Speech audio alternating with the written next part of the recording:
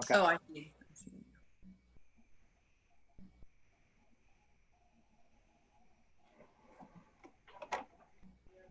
Okay, I see you live. All right, go ahead. Your show. All right. So I'd like to call this meeting of the Traffic Safety and Parking Commission to order. Today is June 11th, 2020. Let's start out with the Pledge of Allegiance. If we could have the flag and then Commissioner Lauder. Oh, well then, in that case, Vice Chair Wetton, could I have you please lead us in the pledge? I pledge allegiance To the flag of the United States of America and to the republic for which it stands, one nation, under God, indivisible, with liberty and justice for all. Thank you, and thank you to your lovely assistant. Okay, let's take roll call. Commissioner Bush, Here. Commissioner Launder, Here. Commissioner Martos, Here. Vice Chair Wetton, Here. and Chair Israelit. Here. Okay, and so is Mr. Wong. Right, Chair Israel, I just want to let folks know how they can communicate for tonight's meeting before we get started.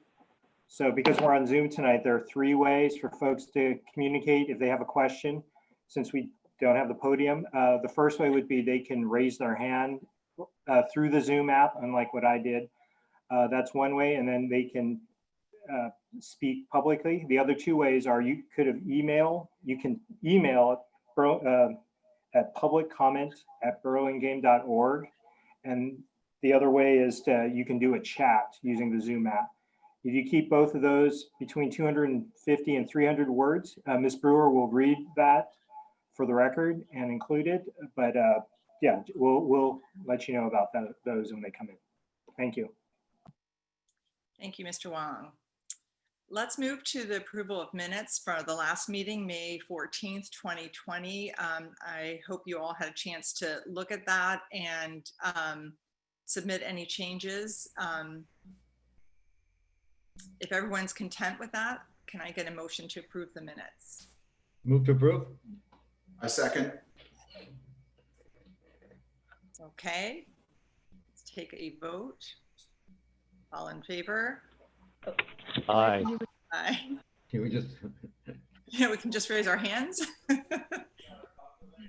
I didn't know if it has to be verbal or not, but okay. We'll do the roll call again. So Commissioner Bush, Yay. Commissioner Launder, Aye. Commissioner Martos, Aye. Vice Chair Wetton, Aye. Chair Israelit. Aye. Excellent. Okay, let's move to public comments for non-agenda items.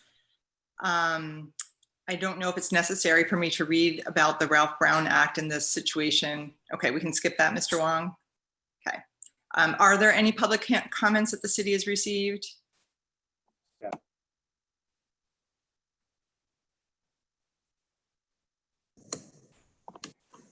So there's nothing in the public comment email, and I don't have any hands raised as well, but I know that, Oh, we do have someone.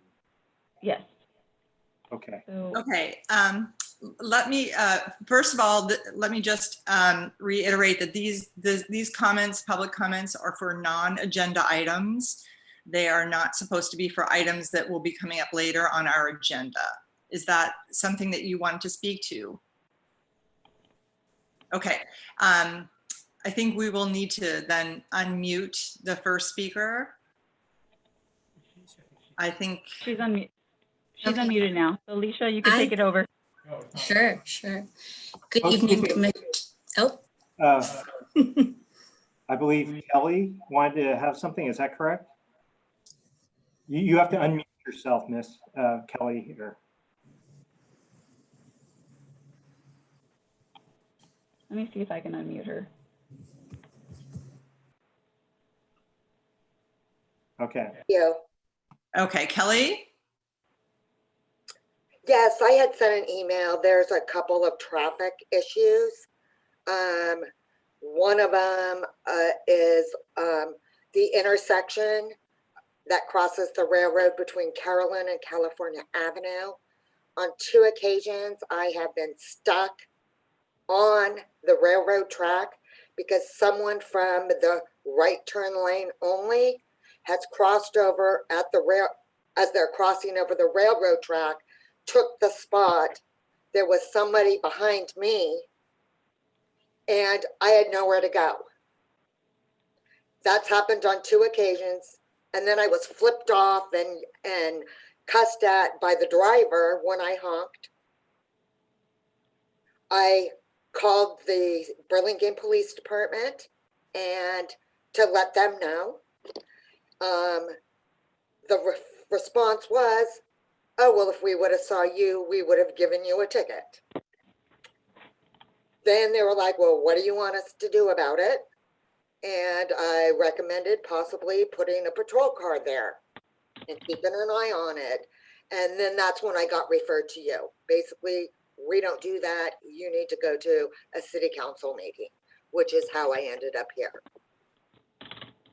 To tell me I was going to get a ticket for something that I did not do. But basically, the big issue is if a train came, I had nowhere to go. And it's happened twice. It happened twice in less than 2 weeks.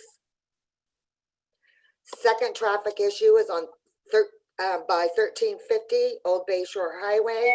There's a crosswalk with flashers on the side. I work at 1350. I can't count the number of times I have seen people fly by, not stop at the flashing lights. It is a big danger. I've exited the driveway there to go towards the freeway to come home. And I've almost been hit several times because when I look, no one was coming. When I pull out, they're coming so fast around that small bend. I almost get hit. They start honking and yelling at me. My first recommendation for the railroad issue would to be install the tall pylons to prevent people from crossing. They would be less likely to do it if the only opening they had was the railroad track. I think that would solve that. With regards to the crosswalk on Old Bay Shore Way Highway, I would like to recommend lights in the ground on the outside so that when the flashers go off, maybe people will see them and stop. But someone's going to get killed. Someone's going to get seriously injured. It's only a matter of time.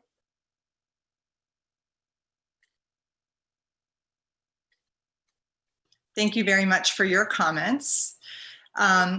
Is there anyone else who would like to speak? Please go ahead, Leisha. Hi, good evening, commissioners and members of the public. Thank you for your time this evening. My name is Leisha Mai, and I'm pleased to introduce myself to you this evening as the city's new transportation program manager. I've served the city for over 12 years, holding the position as an engineering intern, assistant engineer, associate engineer, and now my new role as transportation program manager. At the same time, while I'm not at work, I work as a school and after school program manager for 3 very curious and energetic boys. So I apologize ahead of time if you hear any of them screaming in the background as I'm speaking.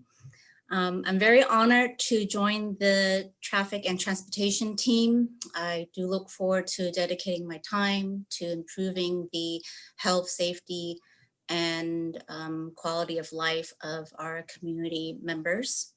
I also look forward to working with the commission as well as the community, a community that I have and will continue to serve with pride. Thank you.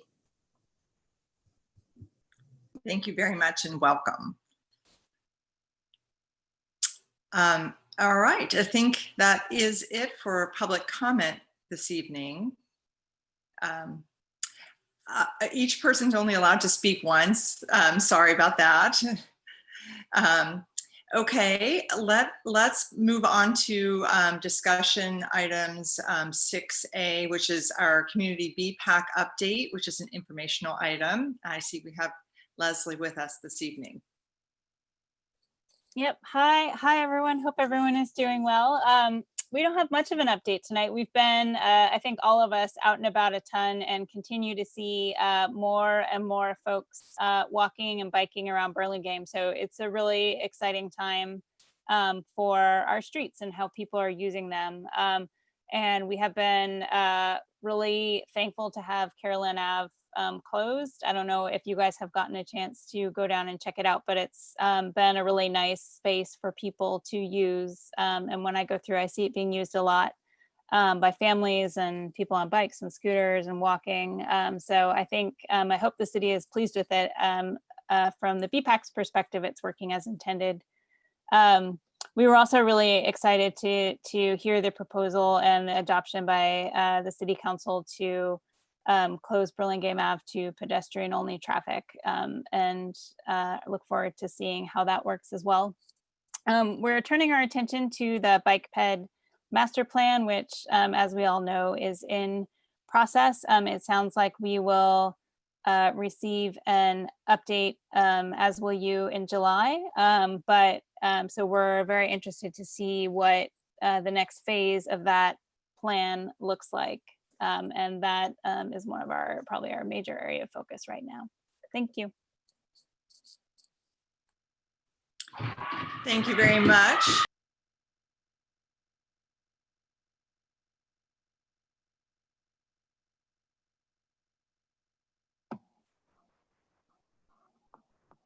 Sorry about that. Let's move on next to 6B, the traffic calming request along Sanchez. Mr. Wong?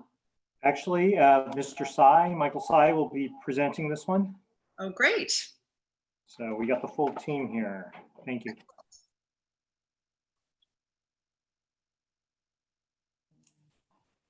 Unmuted. Good evening, commissioners and members of the public. This is an update on the traffic calming efforts on Sanchez Avenue. So this street, it runs between El Camino and California. It has been requested a few times over the years for a multi-way stop, but each time it has never been warranted based on the state guidelines. So this time around, the neighborhood did form a petition for traffic calming. So the first thing we did was find out what speeds were out there on Sanchez. And it was different in the different directions. Looks like in one direction we had 26 miles per hour and the other direction 29 miles per hour. So in a 25 mile per hour speed limit, 29 doesn't jump off the page, but be preferable to have that a little lower. So that's why we came up with some traffic calming measures that we brought to the neighborhood. Unfortunately though, they came back with just shy of 50% approval from the residents. And we were looking for more 66%, maybe 50%. So we really weren't able to get that consensus. But throughout the process, we did get a lot of new information. Key being some unreported collisions that weigh heavily in the warranting of stop signs that were unreported, but the neighborhood did have a lot of pictures and proof of the incidents, and that is enough to give the benefit of the doubt. And overall, when we took another look at it, we are now recommending a pilot multi-way stop sign at Sanchez and Paloma. And there's a lot of different metrics involved, but if anyone is interested, I can open it up to questions and comments.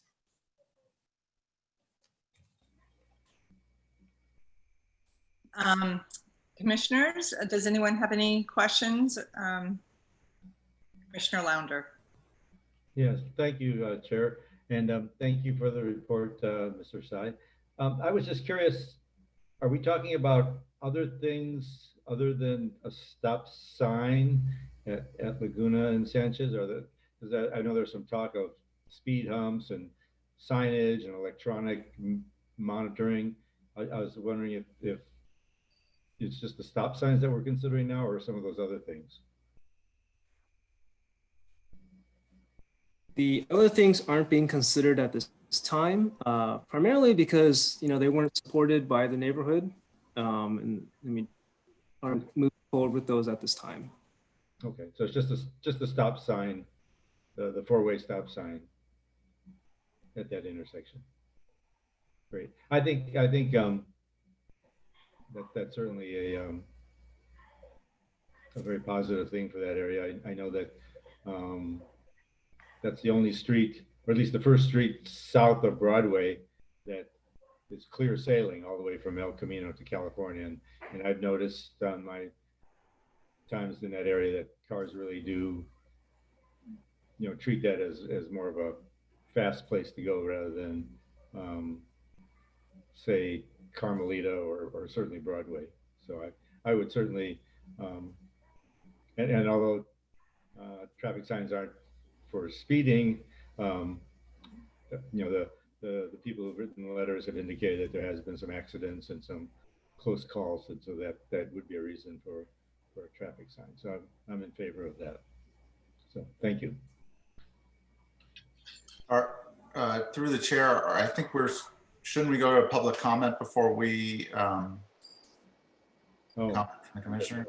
I know we Yeah. have some members of the public for this one, so I wanted to. Mr. Wong and I had discussed prior to this meeting that rather than continually, asking if there's public comment, that they would notify me if there was public comment. Now, we did receive obviously several emails from members, residents of the street. I didn't know if we wanted to bring that up toward the end or as part of the comment in this. I think it's through the chair. There's a hand raised from the Omazaki family. Oh, okay, thank you. The Omazaki family, I believe, also had sent a one of the emails, I believe. Okay, I can see you guys now. Now, are you guys unmuted? Yes. Why don't you go ahead and speak? Okay. I'm Riley Umazaki, and I live on Sanchez Avenue. And thank you so much for considering the idea of putting in a stop sign. Yeah, I'm her sister Leah. Just thank you so much for considering it. It'll make crossing much safer. Yeah. Well, thank you guys very much for joining us this evening. Appreciate that. Any emails? No emails through public comment. Okay. All right. Okay. And if there are any other hands raised, just let me know, Stephanie. Thank you. Okay. Then let's go back to the any input from any of the commissioners. Commissioner Martos, did you have anything you want to say? I do. Thank you, Chair. I had a couple of questions. So, Mr.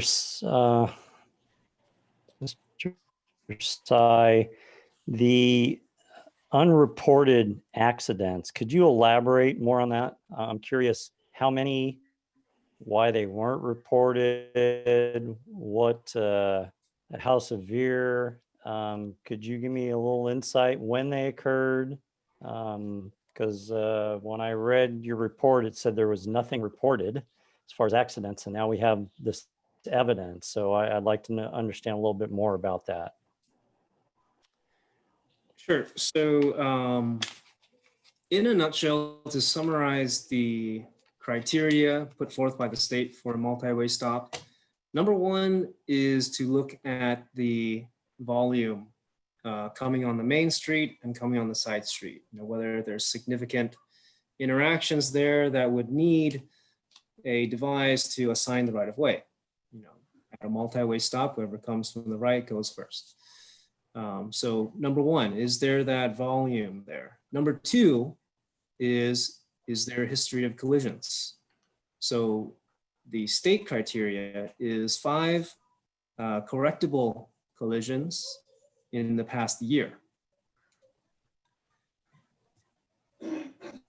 So a lot of keywords.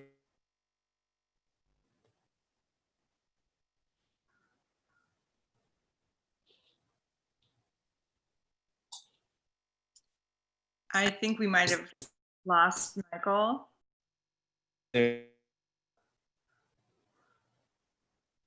Michael, I don't know if you can hear me, but I think you froze.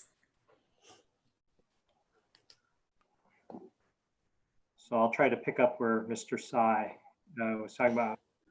The last thing I heard was 5 correctable collisions in the past year. Exactly. So you can pick up from there. So there's a criteria that allows us to review that a stop sign is warranted because there have been a number of collisions associated with a particular type of collision. So it's just not any 5 collisions. If there's a DUI, that doesn't count. These are accidents that could be correctable with the presence of a stop sign. And so that's what Michael was trying to point out, and he is back. Sorry about that. I cut out. I don't know when I cut out. I Talking about I heard 5 correctable collisions in the past year. That was the last thing I heard from you. Okay, so we're looking for 5, and we typically give it the benefit of the doubt and maybe look for 3 within, and we expand our search to 2 to 3 years. And so every time we've looked at this intersection, it's never really been substantiated looking at the collisions. And here's where the details of this new information, we rely on the police collision database for not only the record of the collision, but also the officer's explanation of the cause of the collision. And that goes a little further into whether or not that collision is something that could be corrected with a multi-way stop. Like Andy just alluded to, there are a lot of collisions that aren't correctable with a multi-way stop sign. And following state criteria, you wouldn't consider them when you're doing this analysis. But that being said, throughout this process and in the last 6 months to a year working with the neighborhood, we have received several different accounts of collisions that took place. Clearly, if they weren't in the database, that means they were unreported. And so typically there wouldn't be much that we could use there. But in this particular case, they did have a lot of pictures, of a collision that seemed to be correctable. So what do I mean by a collision that seemed to be correctable? So the type of collision, a rear end head-on or a broadside collision. There are different types of collisions, and more often than not, the broadside collision is the type that would apply. And that's what was in the photograph. And that's what allows us to give it this location a little more benefit of the doubt that at least one did exist and possibly others. So my question was, how many, the period of time, and how severe? So maybe those are 3 questions. So how many in what period of time and how severe were those accidents? I heard 1. Were there more? I heard a broadside. Were there more than 1? The one example that was provided with photo evidence was broadside. And the amount of damage, maybe minor injury, and I would venture to guess $5,000 to $10,000 worth of damage. Okay. Okay, that's fine. A broadside impact is in my mind severe because someone's could possibly be injured in that. So one, in the last year, you said you went back 2 or 3 years sometimes. So in this case, what was it? When did this occur? In the last year, in the last 2 years, last 3 years? This incident was, I believe, March of this year. Okay. And when I look at the report, there wasn't anything in the past 3 years. And I ran it just this week. Okay. Okay. And the residents provided you with information on this one broadside. Did they provide you information on any other accidents in the past 3 years? They did not.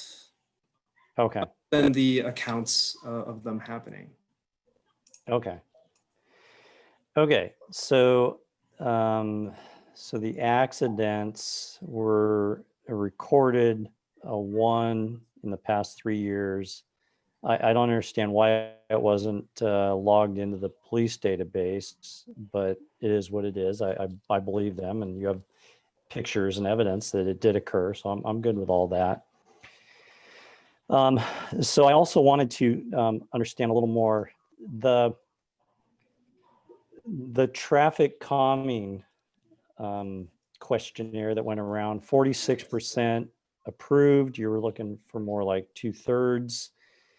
And now we have, I read the emails, 6, and now with the Umezaki family, 7 people that are in favor of the stop sign there.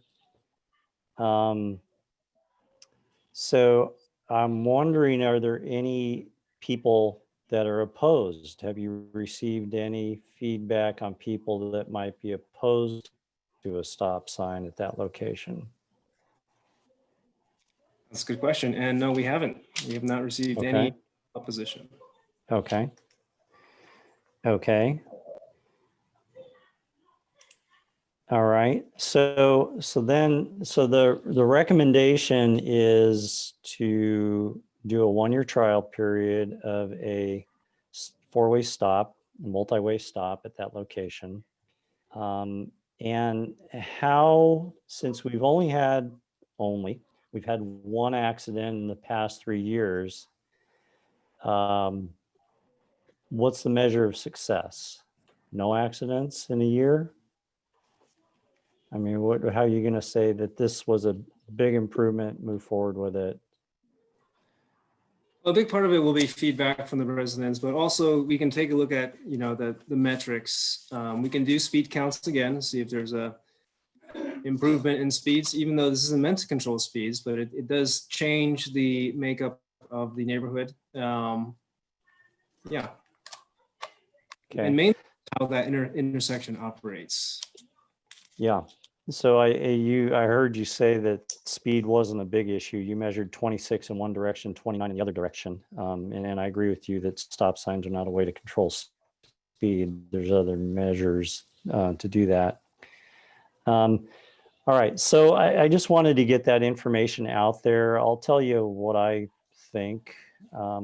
So I did a little site survey today and went through there. The streets south of that, Edge, I think it's Edgeview or Edgewood, Palm, others are multi-way stops. This one and Carmelita are not multi-way stops. I read through the emails. I saw people's concern where you have to kind of sneak out of the intersection if you're on Paloma to get a good view of Sanchez to see if there's any traffic coming. That did seem to be an issue. I looked, there's one fire hydrant, so there's some red curbing by the fire hydrant, but the other 3 curbs are not red. I don't know that we want to red curb them and take away parking for people. But due to the narrowness of the street and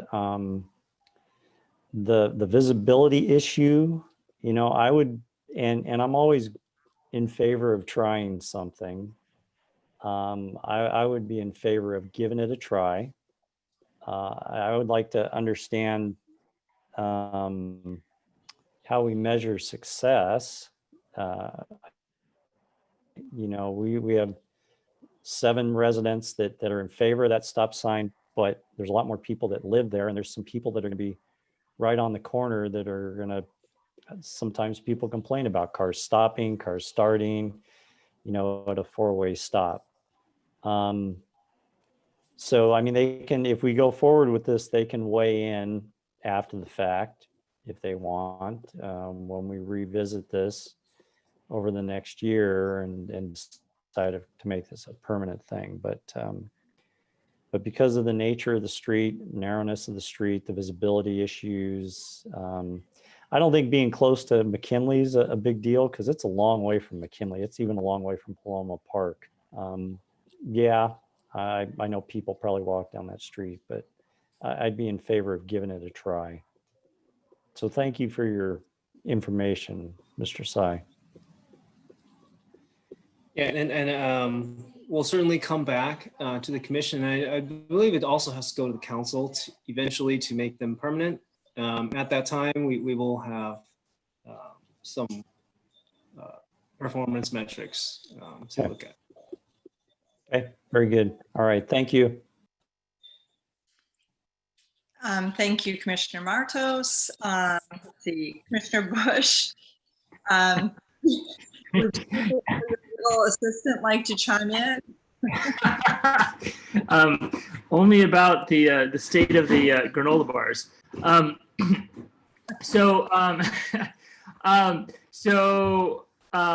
I think I had a lot of the same questions that Commissioner Martos did around the factors justifying it. I guess the question is, so where we don't feel like we're exactly meeting the warrants, where how enforceable is a stop sign, and what are the downsides of pursuing it where we don't have the warrants ironed out? Through the chair. Okay, so it would be fully enforceable. I feel like sorry, the questions seem to be. Something's going on at the top of that skyscraper. Yeah. So, through the chair, yes, the stop signs, as we've done pilot programs in other locations, they are fully enforceable. PD does provide some leniency just when they go in. There's advanced signage. We stop ahead when there's a new one in. Advanced signs that we put in temporarily, and then PD does try to work with the folks, because a lot of times, like, when was that put in, that type of thing. So there is kind of a grace period. So sorry. Michael is back. This is what I get for buying the 100th floor penthouse. It shows something lower.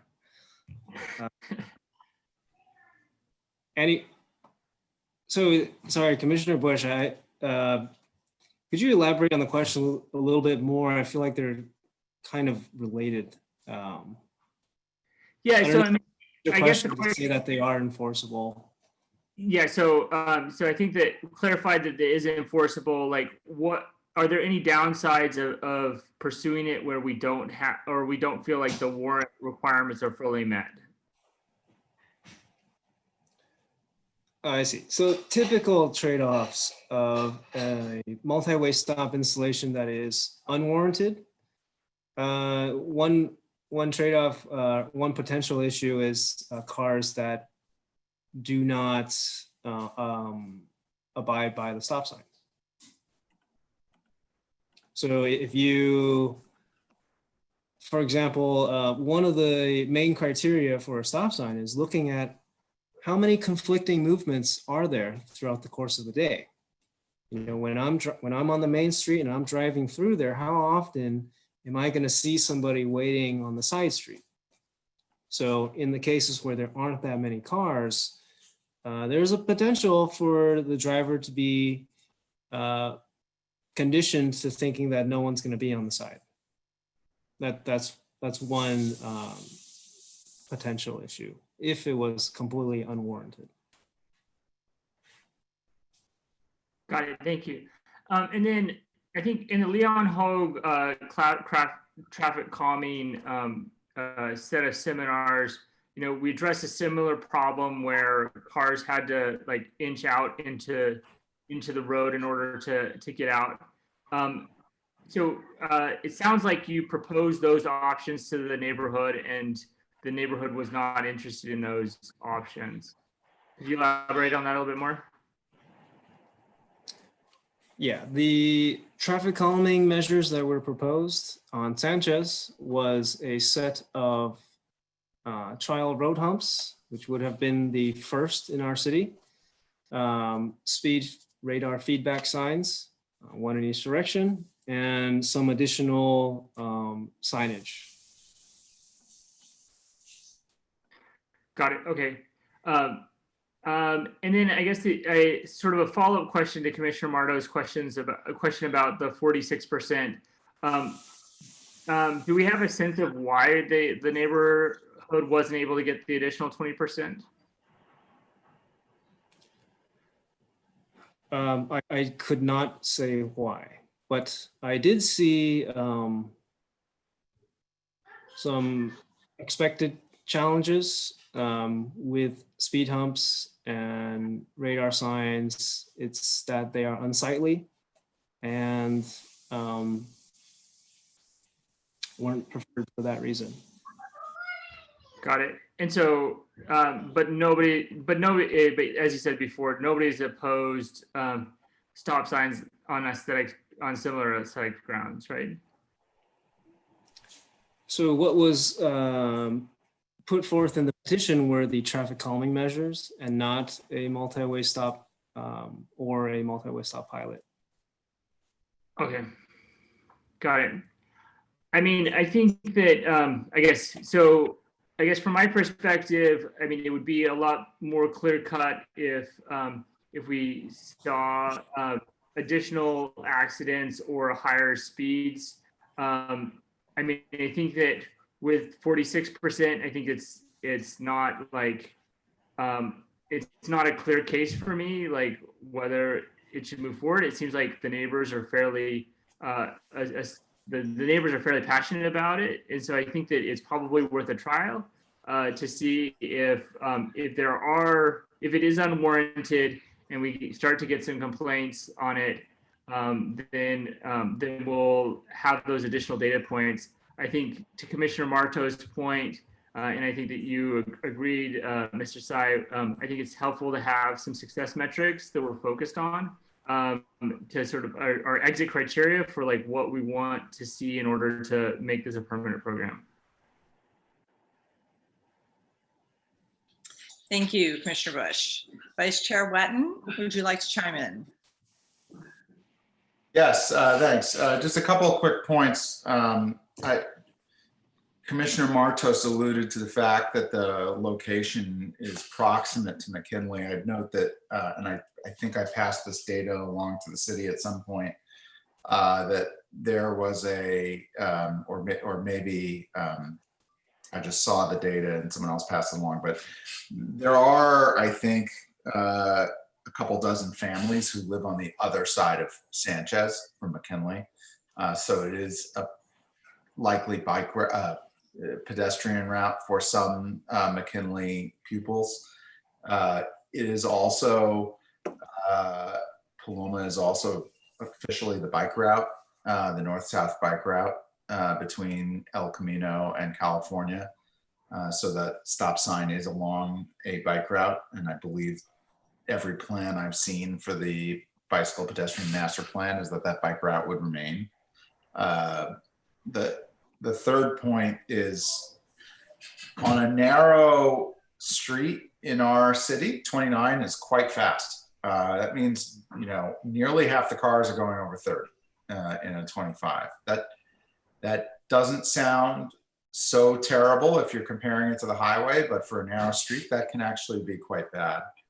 And then just the last point I'll make is we've done this before. So we have Grove was similar. It was, as Commissioner Launder said, it was clear sailing all the way between California and El Camino. It's actually the way I come home when I'm coming back from 101. And we put a stop sign in there also because it was Laguna was supposed to be a bike boulevard. And that stop sign has been pretty, from what I understand, very, very popular with the people who live around it. It has not engendered, to my knowledge, a lot of complaints, and it has helped make pedestrian safety in that area, which is also, it's near a park, considerably better. So looking at the precedents we have, I think this is a very good idea, and I'm glad we're moving forward with it. I'd say the only point of process I would make going forward is when we go and do warrants on a stop sign, what I would really like to see is a careful record taken of when the warrants are taken, because it's very sensitive. If there are a lot of areas that are heavily trafficked at 8:30 a.m. when people are going to work, when kids are walking to school. They may be heavily trafficked after school lets out or in the evening when people are coming home. They may be very, very lightly trafficked in the middle of the day. And when a warrant is taken on a stop sign, particularly when people in the community are asking if a stop sign should be there, and we're relying to any degree on the warrant requirements, I think we need to know that when the warrants were taken in order to make sure it's rigorous. And I think that's all I have. So, I'll just conclude by saying I'm very glad we're moving forward with this. I think it's the right call for this particular street, and I think we've gotten a lot of feedback from people who live on the street saying that they'd like to see it happen. Okay, thank you. Chair Israeli? Yes, I saw your chat that Commissioner Launder would like to have Yes. for. Yeah, Okay. thank you. So I haven't heard any reason, and not even one reason why this shouldn't be implemented.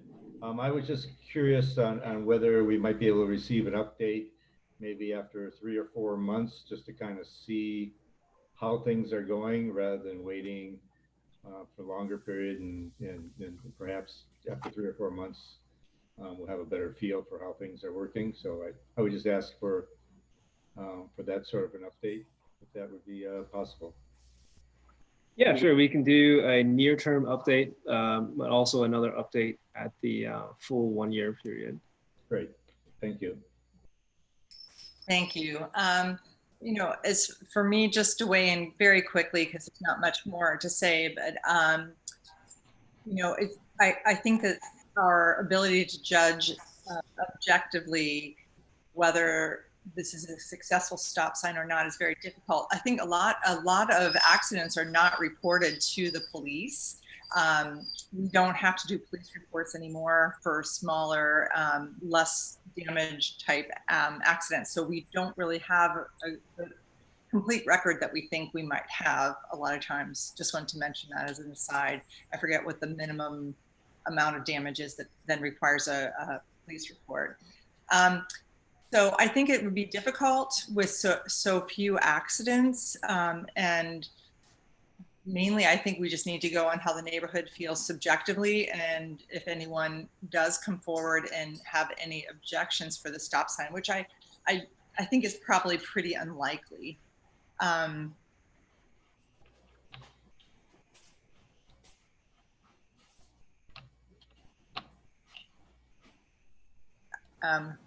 I wish that more of the neighborhood had been able to sign on to really, go for this, but I'm not opposed to it. So, okay. I don't believe that we need to Do we need to make a motion on this? Is this a staff report? It was just an update, so we're letting you know how we're proceeding, so, Okay. thank you. All right. Thank you so much, everybody. Actually, that brings us, this is going to be maybe the shortest meeting ever. Let's move on to, I shouldn't jinx myself, the information items. So 7A are the engineering division reports. All right. Thank you, Chair Uzlet. So the Broadway grade separation, I'm pleased to, well, we've got two grant applications in the iron right now. One is a big one, the $125 million infra grant, and that'll take care of a big chunk of, like, about a third of the project.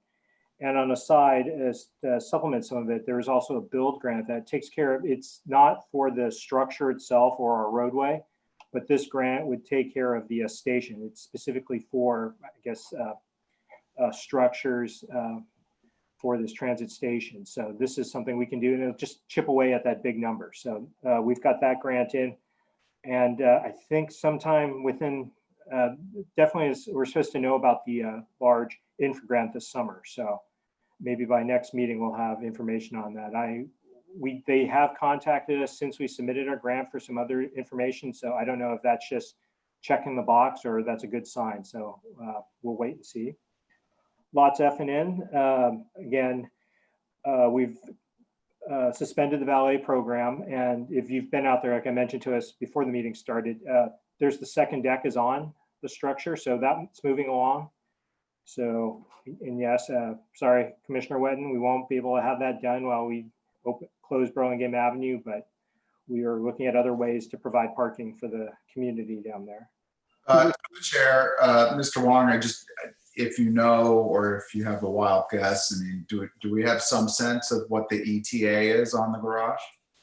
No, I mean, it was supposed to be 12 to 18 months when they started. And so it started in, I believe it was September. So we're about 6 months in. So it's either 6 months or a year from now, but I'll try to get you that information at the next meeting. I'll check with our project lead on that. Okay, Hoover School Elementary. I know Commissioner Martos will be good hearing about this.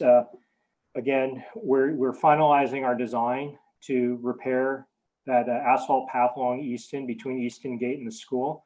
And we've just got our bids in for our last, one of our resurfacing projects, and we included this as an alternative item. And the bids came in, knock on wood, well enough that we're going to be able to incorporate this. So that'll be good news, and hopefully we'll get out to construction this summer, but we'll see how that goes. Lion Hope traffic calming, the draft report was approved by City Council at the May 18th meeting. And our goal is to implement most of the phase 1 improvements before the winter. And again, Miss Mai is going to be leading that effort to get it in. So that'll be her getting her feet wet with her new title. So next one is grant opportunities. Currently, we're pursuing 2 grant opportunities. One is the Active Transportation Program, Cycle 5. As you recall, last year, for Cycle 4, we submitted the school area pedestrian improvements, which was going to be some bulb outs, crosswalk signage at, I believe it was 4 of the schools.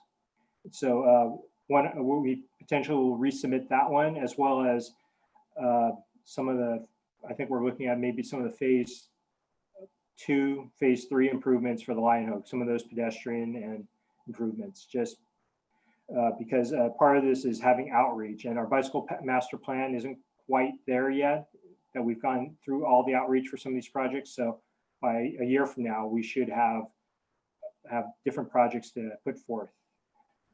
Lastly, the Burlingame Avenue closure. For those of you who listened in on the council meeting on the 9th, council approved a month-long pilot project for a closure of Burlingame Avenue from California Drive to El Camino. This will start June 19th. We're working with the businesses to let them know that they're able to do it, but they also have to have certain permits in place. And we're working on the traffic control for that. So That is it. Oh, I'll let you know that, I guess the last one is the action item, Lot W. Lot W is now, although it's probably not being used as much, but it's now a 2-hour lot. The smart meters are in, and I believe they've been fully programmed. So we got the poles and meters in, so we're good to go on that. So that is what we have for you this month. Oh, Excellent. I'm sorry. Through the chair, I have a question. I believe Commissioner Wander also. Commissioner Wander was up first. Okay, why don't we take your comment, Commissioner Launder, and then we'll come to you, Commissioner Bartos. And unmute him. Commissioner Launder, I think you're muted still. I think he has to unmute himself. Yeah, I'm sorry. I realized it, but I couldn't figure out how to do it, but now I know. Two things. One is the Lion Hoga on the engineer's report. I was hoping that perhaps that would stay on the report, or at least we could have an update, you know, on a regular basis, just to know what's going on. So if it could stay on the engineer's report, or that would be great until it's kind of finished. Through the chair, absolutely. Right now, we're going to initiate the design phase for some of those improvements, and we're going to try to accelerate that. So that's where we're at for that. If you want, we can let Ms. Mai chime in on the schedule of when she hopes to go to council with the agreement for the design. If you don't mind, Leisha. Sure. The goal is to get the striping down before the cold weather comes in. We may have an Indian summer, we don't know. So construction hopefully will start sometime in September. Now, there is a stormwater improvement project that's slated to start construction in July. So we're coordinating with that engineer, and they're installing an underground storm drain system on the lower east portion of Burlingame Avenue. So we'll come in after them so that they're not tearing up any new, striping that we put down. Great, appreciate that. And just to keep us, informed of what's going on and all that would be appreciated. And then, yep.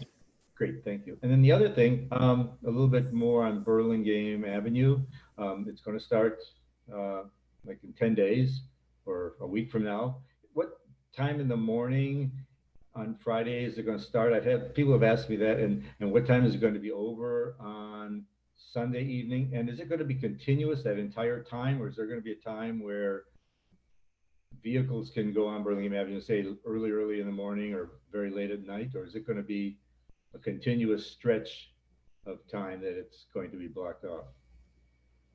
And then as a kind of a corollary to that, if a bicyclist wants to drive down the street at 6 o'clock in the morning, is that bicyclist going to run into problems with enforcement, or are they going to kind of be let at least like a bicyclist go down and get some coffee or something early in the morning? Through the chair, we'll update. There'll be the e-news that goes out to inform the community of the exact times, but and we'll address whether if it gets open late at night on a Saturday. But I know the tables and chairs will be pulled back to the curb, so I don't think that's likely. And as far as the bicyclists going down at 6 in the morning, I mean, chances are there's going to be nothing in conflict. There'll be very few pedestrians on that. So right. But it is going to be a continuous closure of Burlingame Avenue from. I believe that is the case, but we will make sure that information will be in the e-news that goes out to let folks know, because we're still just trying to make sure we get everything ready ourselves, right, as well as merchants. Yeah, it's it would be. When it's rolled out, I'm sure there'll be little tweaks that have to occur. And but I think it's moving along quite rapidly, and that's a good thing, because the sooner the better. But we don't want to roll out something that's half baked. No, and as you can see, as we've talked about, and you'll hear that, there's no playbook for anything that anyone's doing right now. We're all looking at our neighbors to see how it's reacting, and we'll try to learn from them and try to adapt. So that's part of it, which is why we're proceeding slowly, why bicycles aren't introduced, why we felt that we needed to close the entire avenue. So things like that. Yeah, I've heard Millbrae's doing a different approach. They're allowing cars to still continue down the street, and the restaurants are going to set up on the sidewalks. And it seems like there's going to be a lot of confusion there. I'm not that well versed on their plan, but it seems like we've got a better plan. So thank you for that. If you do say so yourself. I didn't have anything to do with it really, but thank you. Commissioner Martos, you still had a comment? Go for it. Yeah, through the chair, Mr. Wong, I apologize if this was covered, but at the council meeting, my Zoom crashed right at the very end. There was a lot of discussion about cross traffic on Lorton and Park. What was the final decision there? Is that going to be stopped? No cross traffic across Burlingame Avenue on those streets? Sure. Through the chair. Is that- We're going to make it, there's going to be, you won't be able to cross Burlingame Avenue at Lorton or Pembroke.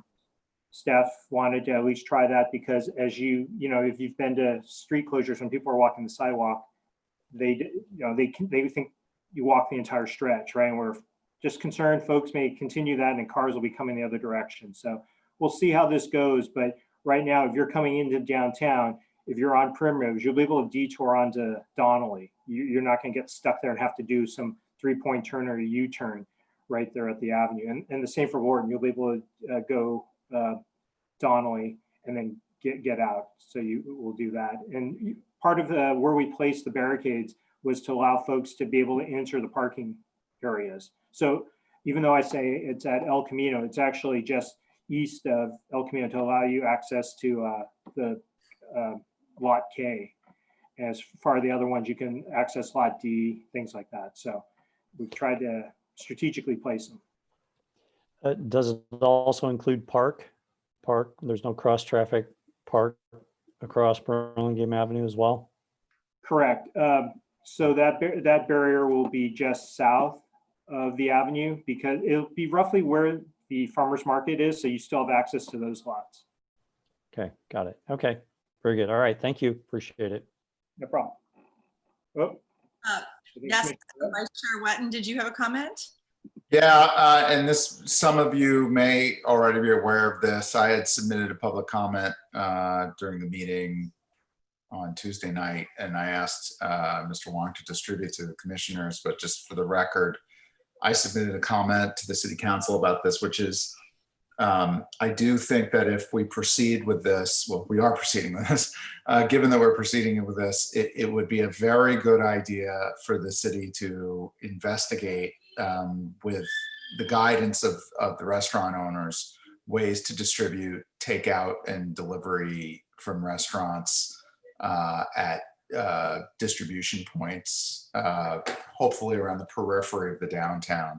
I think this would probably, I've advocated this idea even when we weren't closing the main drag, but I think when we're closing the main drag, it's all the more important to have a way to discourage DoorDash, Grubhub, Uber Eats, and even individuals picking up their dinner for the evening from trying to drive into the center of town with all this going on, try and occupy a parking space, walk to a restaurant.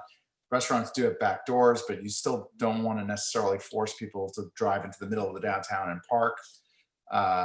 This is a good opportunity for us to take a big chunk of traffic that will continue and try and move it to the periphery of the downtown. I believe it will require some deep thought on logistics and some guidance from the restaurants about what that would look like in terms of what you would need at those types of distribution points in terms of heating, refrigeration, communications, proximity. So I would just encourage the city to open the dialogue with the restaurants who need to maintain their takeout business in the face of this. I think the consensus is that it'll be a very good thing for everyone, but I do want to make sure that this crucial part of what the downtown does not get inhibited, which is to distribute food to people in Burlingame. Thank you. Okay, I think let's move on to Sergeant Perna, who is patiently waiting for the police department report. Hello. Hi. Commissioners, how are you? Back on Burlingame Avenue. So if you all have the report in front of you, this report is for all of May, and it has 13 collisions on it. Some of the highlighted section I just noticed, there's only 3 highlighted. Those were the ones that either involved bicycles or pedestrians, but there actually was, it looks like 3 additional injury accidents that were not highlighted on that report. I assume you've had a chance to kind of look at it. Does anyone have any questions about any of the accidents?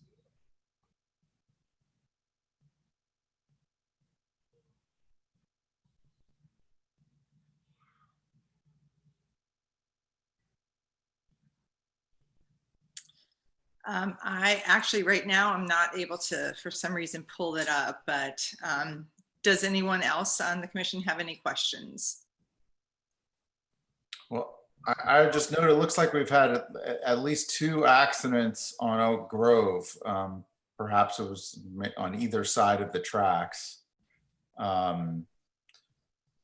Maybe you could give us some color on that. I mean, were they, is this an all unrelated to the closure? Was there any confusion around the closure, or are these unrelated to that? I don't believe so. It looks like the one dated on May 3rd was actually a hit and run accident in front. I believe that I have the report here. So yeah, 1, 2, yeah. So this was actually a parked vehicle that was it was parked on California Drive. I'm sorry, it was 2 vehicles. Oh, hold on here, it's confusing.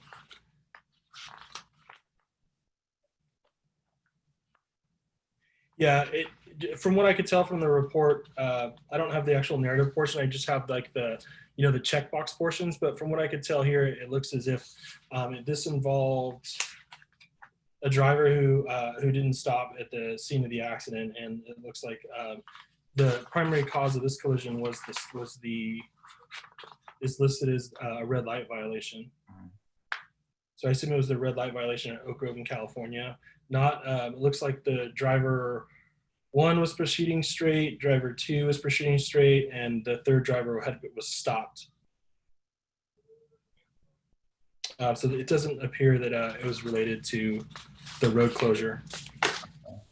And the other one, which was on Carolyn, so that's obviously, as we all know, an extremely tricky intersection, Carolyn and Oak Grove.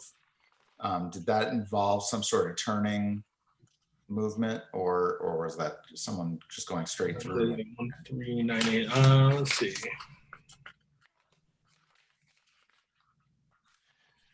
So this one, 1398 occurred on Oak Grove at the intersection with Carolyn, and it appears that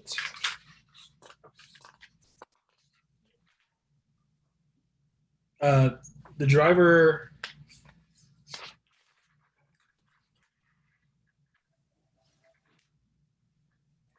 I'll just read the summary. I think that'd be the easiest thing to try to explain. But basically, a collision occurred at the intersection of Oak Grove and Carolyn. The driver was northbound on Carolyn.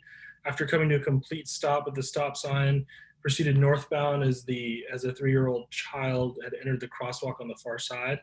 The child had come off of a scooter. I think you guys may have heard about this. This was a kid on a scooter that come off the sidewalk.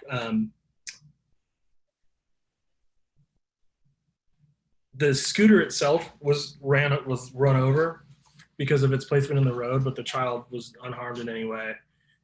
So the child was not even really in the road at the time, I guess.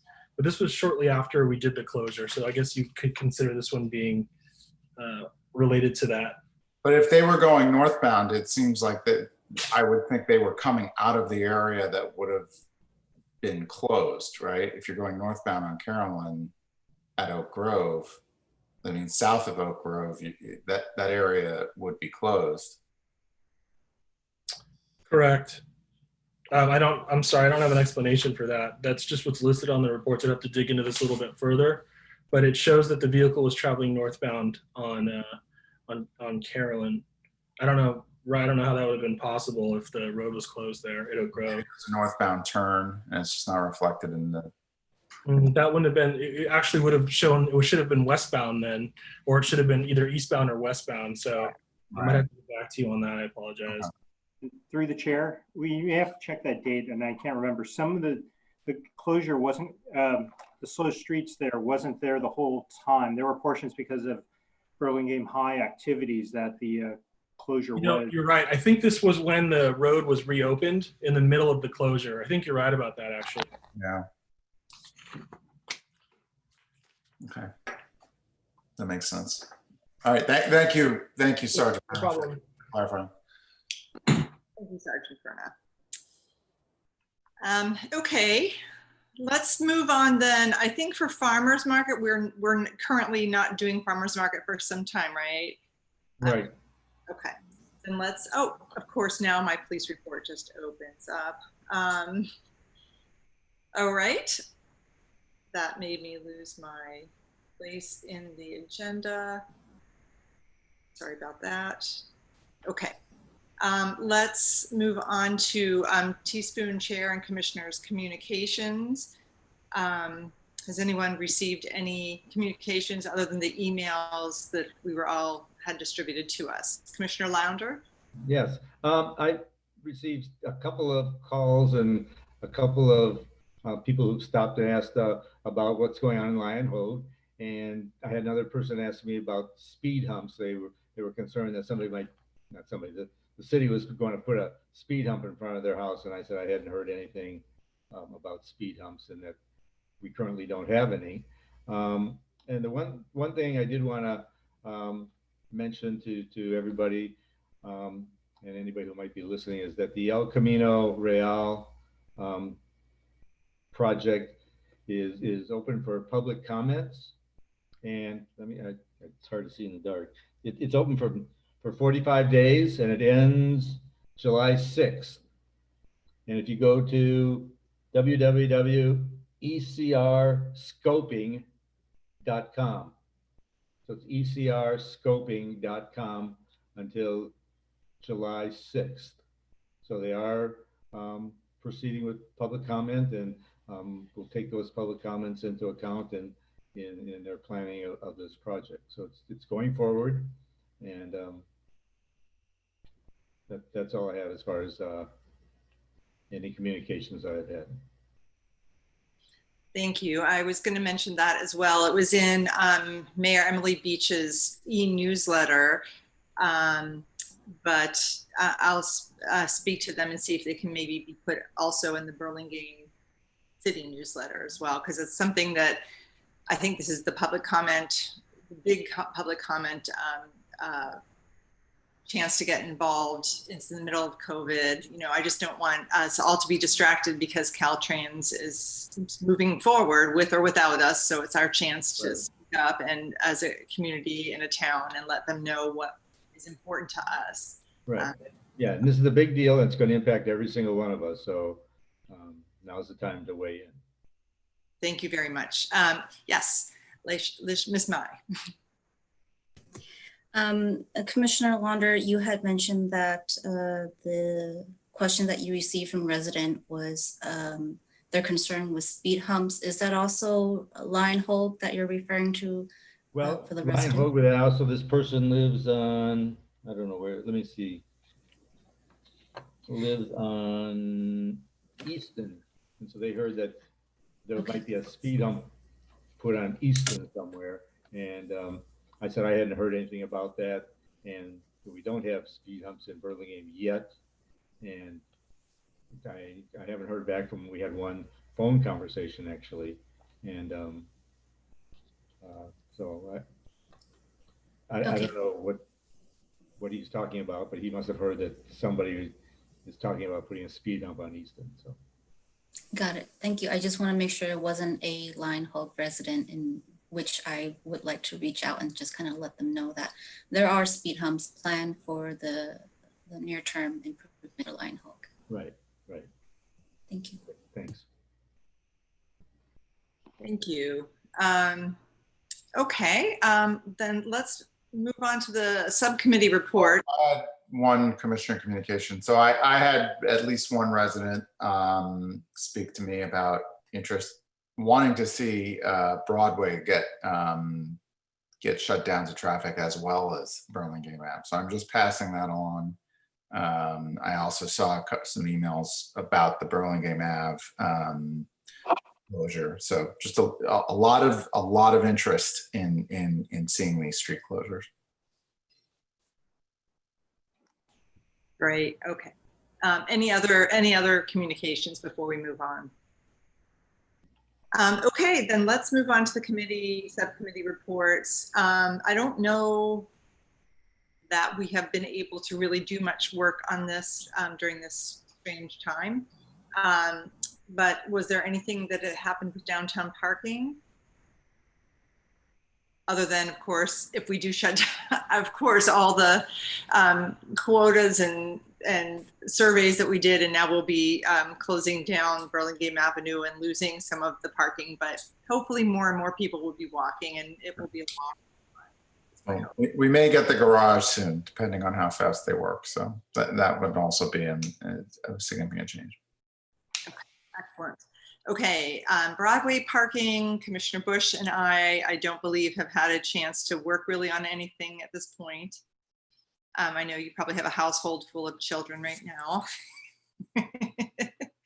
So understandably your hands are full, but we should get together at some point when life is a little more calm. School traffic is myself and Vice Chair Wetton. Again, I mean, a lot has been done recently, but I don't think we had anything going on. And finally, the citywide transportation alternatives, that would be Commissioners Launder and Wetton. So, okay. All right, that brings us to future agenda items. One thing that I'm sort of hearing, and maybe Mr. Wong, this can be part of your engineering report next month, if I understand that everyone's sort of a little bit interested. Initially, you guys had shown us the Line Hogue traffic calming plan, which had like, I think I said it had every bell and whistle that you could imagine. And then you were saying that it was going to be implemented in phases. It might be helpful to see a diagram of which things have been started, which things are next in line.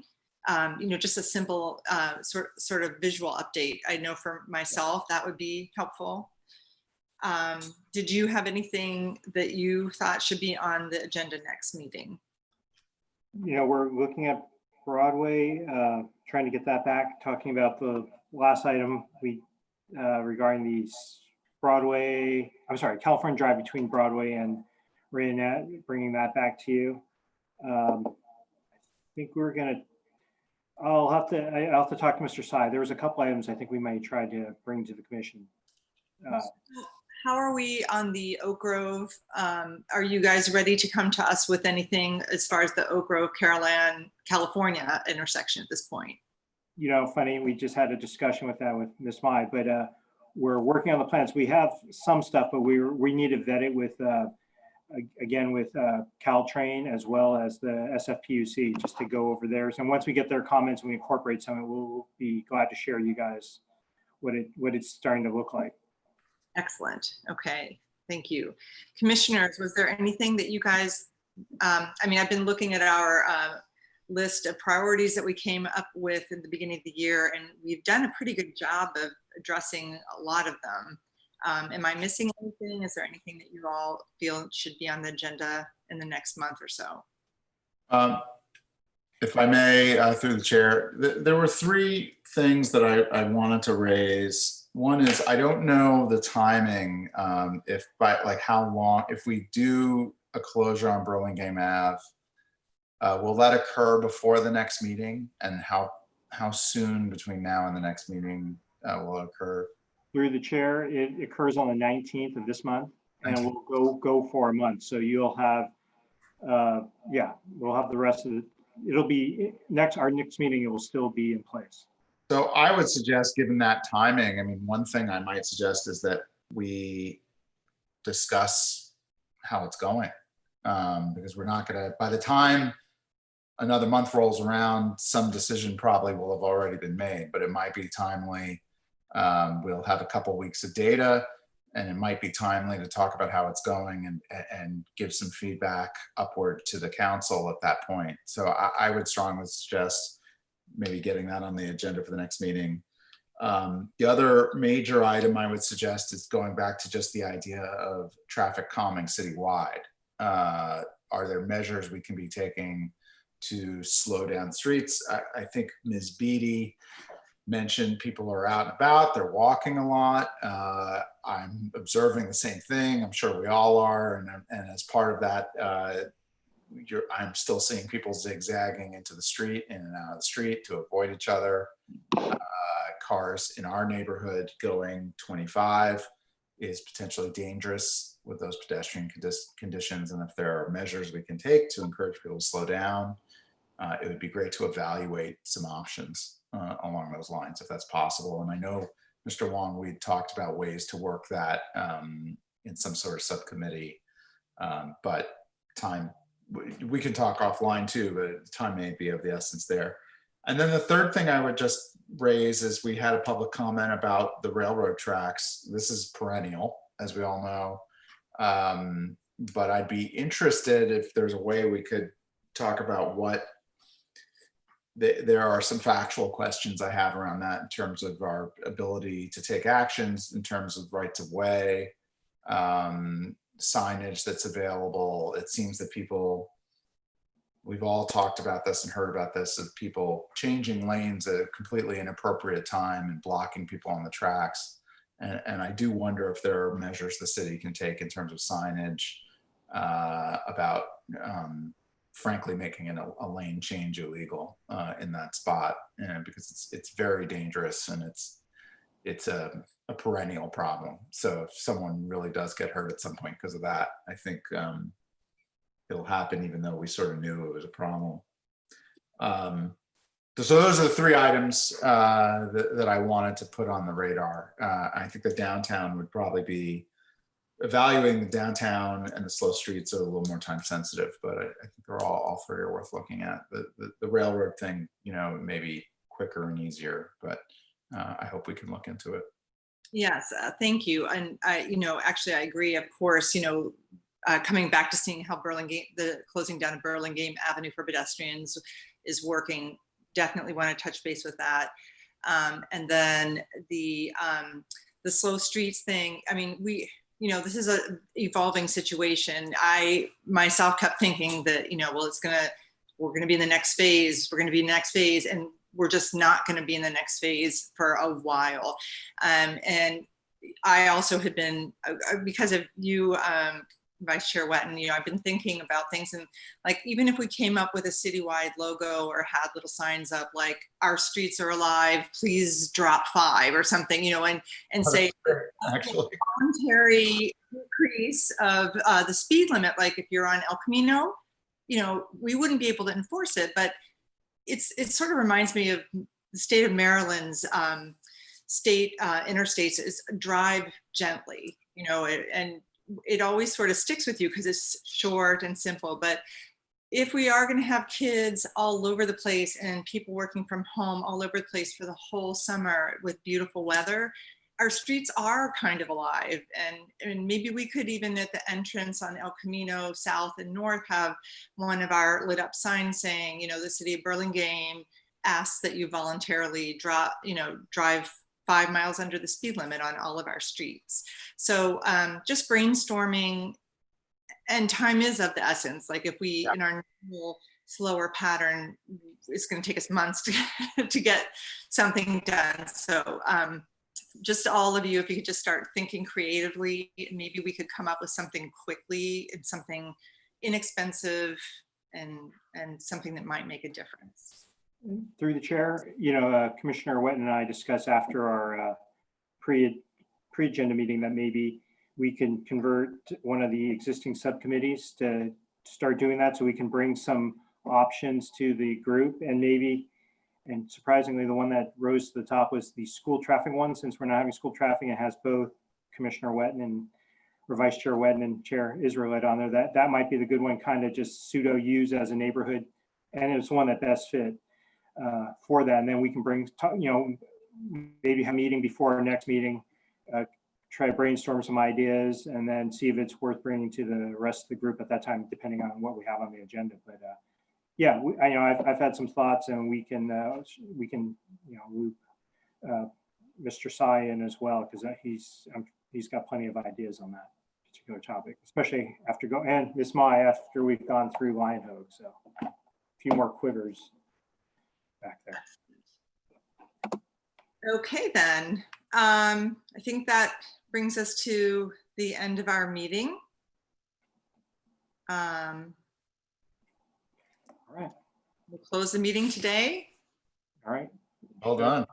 Awesome. This was much better than the first Zoom meeting, huh? We all did really well. A little bit. Can I stop it, Steph? I'm sorry? Oh, we're gonna stop the recording. Okay. Okay.